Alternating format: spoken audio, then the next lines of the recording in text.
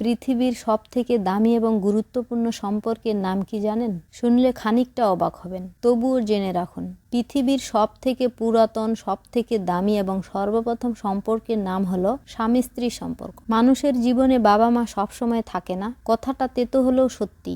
ভাই বোনদের আলাদা আলাদা সংসার হয়ে যায়, তখন তারাও সবসময় পাশে থাকে না। আপনার পাশে বা আপনার জীবনের শেষ পর্যন্ত যে মানুষটি থাকবেন, তিনি হলো আপনার স্বামী কিংবা আপনার স্ত্রী। এজন্যই দেখবেন বাবা মায়েরা সন্তানের বিয়ে দেওয়ার আগে এত চিন্তা করে সন্তানের জীবন সঙ্গী কিংবা জীবন সঙ্গিনী নির্বাচন করার আগে এতবার ভাবে, কারণ বাবা মায়েরা জানে পৃথিবীর সবথেকে দামি এবং গুরুত্বপূর্ণ সম্পর্ক হলো স্বামী স্ত্রী সম্পর্ক। তাই নিজের সন্তানের জন্য যদি সঠিক জীবন সঙ্গী কিংবা জীবন সঙ্গিনী নির্বাচন করতে পারেন, তাহলে তাদের বাকি জীবনটা তারা সুখে শান্তিতে থাকতে পারবে। হ্যালো এভরিওয়ান, আসসালামু আলাইকুম। কেমন আছেন সবাই? আশা করছি যে যেখান থেকে আমার ভিডিওটি দেখছেন আল্লাহর অশেষ রহমতে সবাই ভালো আছেন।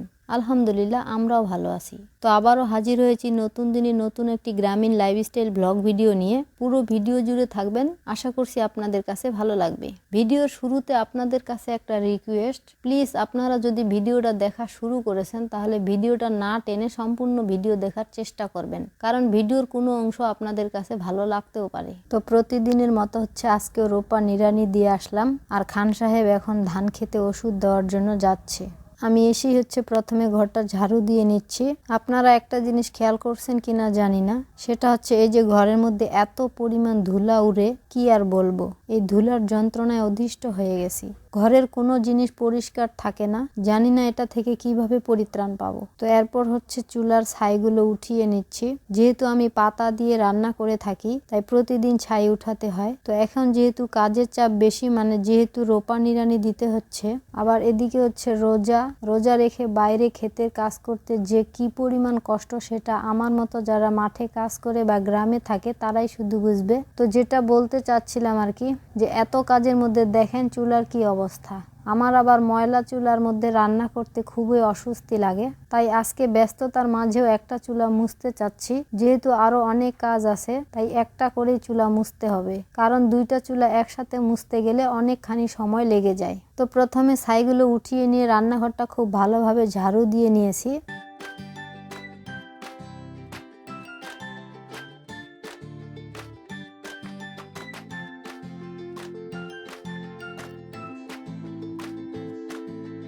এখন চুলাটা মুছে নিব। তো এখন পর্যন্ত কারা আমার ভিডিওটা দেখতেছেন জানি না, যদি লাইক দিতে ভুলে গিয়েছেন তাহলে প্লিজ দয়া করে ভিডিওটিতে একটা লাইক দিয়ে দিবেন, কারণ আপনাদের একটা ছোট্ট লাইক আমার ভিডিওটা আরো অনেকের নিকট পৌঁছায় দিতে সাহায্য করবে, আর সেই সাথে আমাকে আরো নতুন একটা ভিডিও মেক করার অনুপ্রেরণা যোগাবে। একটা ভিডিও তৈরি করতে অনেক কষ্ট হয়, আর সেটা হয়তোবা আপনারা কম বেশি অনেকেই জানেন। তাই বলছি, যেহেতু ভিডিওটা দেখতেছেন, একটা লাইক আর ভিডিও সম্পর্কে একটা সুন্দর গঠনমূলক কমেন্ট করে যাবেন প্লিজ।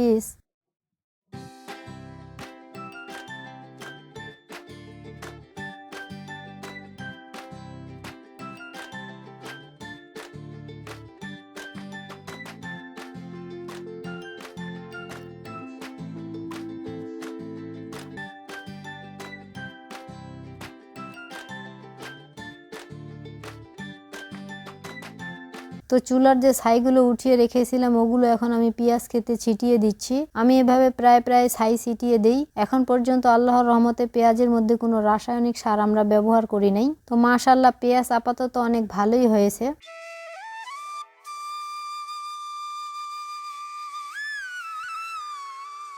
তো এখন গরুর বিছানার জন্য যে খ্যারগুলো শুকাইছি, ওগুলো গরুর জন্য বিছানা করে দিচ্ছি। আপনারা একটা জিনিস খেয়াল করেন কিনা জানি না, আমি কিন্তু একই কাজ প্রতিদিন আপনাদের সাথে শেয়ার করি না। চেষ্টা করি ঘোরাফেরা বিভিন্ন কাজ দেখানোর, আর বাকি যে কাজগুলো থাকে ওগুলো আমি অফ ক্যামেরায় করে থাকি, এতে করে আপনাদের কাছে ভালো লাগতে পারে। আজকেও তার ব্যতিক্রম না, আর বাকি সব কাজ আমি অফ ক্যামেরায় করে নিয়েছি।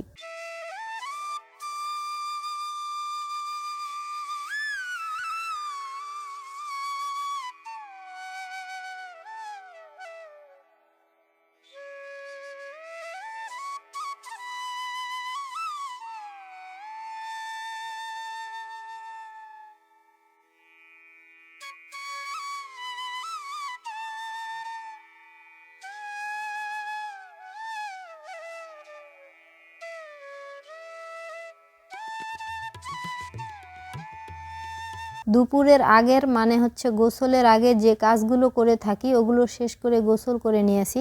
এখন হচ্ছে নামাজ আদায় করে রান্নায় চলে যাব।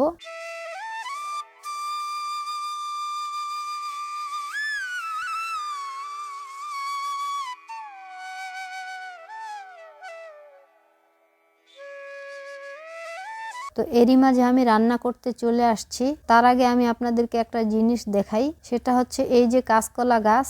আজকে কাঁচকলা দিয়ে রূপসা মাছ রান্না করব। আর এই কাঁচকলা আমার বাড়ির নিজের গাছের, কলাগুলো গাছেই আছে, ওইখান থেকেই কিছু কলা কেটে নিয়েছি। কারণ সবগুলো কলা একসাথে কেটে নিলে খেতে অনেক দিন লেগে যাবে। প্রতিদিন তো আর কলা খেতে ভালোই লাগবে না, তাই গাছ থেকে খাওয়া শুরু করেছি। যেদিন প্রয়োজন হবে শুধু সেই দিনই কলা এখান থেকে কেটে নেব। তো আমরা তো ভাত দিয়েই প্রতিদিন ইফতারি করে থাকি, ওইটা হয়তোবা আপনারা কম বেশি জানেন। আজকেও আমরা ভাত দিয়ে ইফতারি করব। আর আজকের ভিডিওটা আমি এখানেই শেষ করছি। যদি আমার ভিডিওটা আপনাদের কাছে ভালো লেগে থাকে তাহলে প্লিজ চ্যানেলটা সাবস্ক্রাইব করে আমার এই ছোট্ট পরিবারের সদস্য হয়ে যেতে পারেন। আর যারা অলরেডি এই কাজগুলো করেছেন তাদেরকে জানাই অসংখ্য ধন্যবাদ। তো আজকে এখানেই বিদায় নিচ্ছি। পরবর্তী ভিডিও নিয়ে নাও আসতে পারি, কারণ নিঃশ্বাসের কোনো গ্যারান্টি নেই। সবাই ভালো থাকবেন আর আমাদের জন্য দোয়া করবেন। আল্লাহ হাফেজ।